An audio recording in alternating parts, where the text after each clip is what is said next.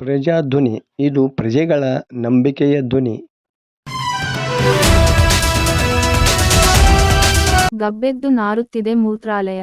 ಪುರಸಭೆ ಅಧಿಕಾರಿಗಳ ನಿರ್ಲಕ್ಷ್ಯ.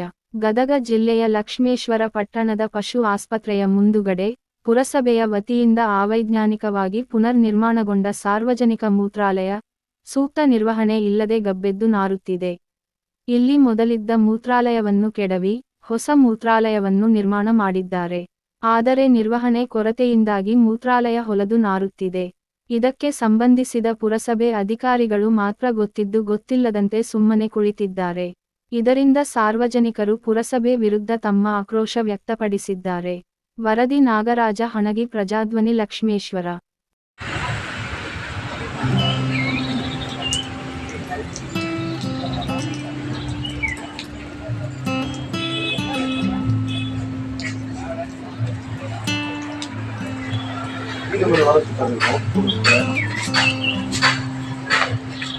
ನೂತನ ಅಧ್ಯಕ್ಷ ಉಪಾಧ್ಯಕ್ಷರಿಗೆ ನಮ್ಮ ಬಳ್ಳಾರಿ ಮಹಿಳಾ ಜಮಾತ್ಲಿಂದ ಹಾಗೂ ಎಲ್ಲ ಸರ್ವ ಸದಸ್ಯರಿಂದ ಹೃದಯಪೂರ್ವಕ ಧನ್ಯವಾದಗಳು ಹೇಳುತ್ತದೆ. ಹಾಗೂ ಲಕ್ಷ್ಮೇಶ್ವರದಲ್ಲಿ ಮೇನ್ ಏನಪ್ಪ ಅಂತಂದ್ರೆ, ಲಕ್ಷ್ಮೇಶ್ವರ ನಗರದಲ್ಲಿ ಎಲ್ಲರಿಗೂ ಸಾರ್ವಜನಿಕರಿಗೆ ಮೇನ್ ಏನಾಗಬೇಕಂತಂದ್ರೆ ರೋಡು, ಗಟ್ರ, ನೀರಿಂದು ಇವು ಮೂರು ವ್ಯವಸ್ಥೆ ನೀವು ಮಾಡಿಬಿಟ್ರೆ ಅಂತಂದ್ರೆ ಯಾವ ಪಬ್ಲಿಕ್ನು ಡಿಸ್ಟರ್ಬ್ ಆಗಂಗಿಲ್ಲ. ನಿಮ್ಗೆ ಯಾರು ಏನೂ ಕೇಳಂಗಿಲ್ಲ. ಅವು ಮೂರು ಮೇನ್ ಬೇಕು.